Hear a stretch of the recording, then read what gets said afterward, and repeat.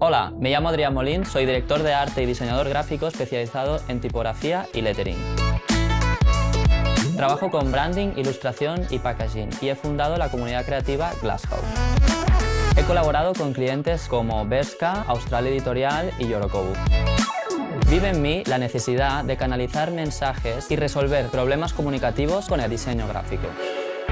Me gusta observar la naturaleza, encontrar sus patrones y replicarlos digitalmente en mis tipografías y letterings, para transmitir mensajes que aporten valor y muevan conciencias.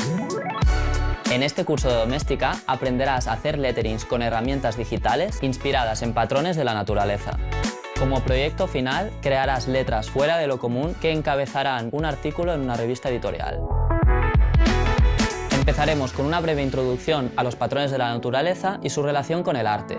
Pasaremos a las bases de la tipografía y el lettering y aprenderemos a crear un mood board de dirección artística personal.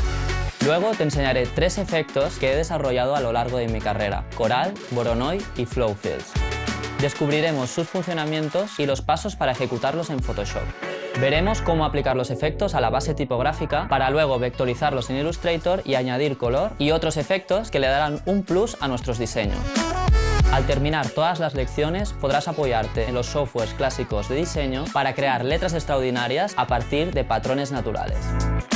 Solo necesitarás nociones básicas de Illustrator y Photoshop y una mente abierta.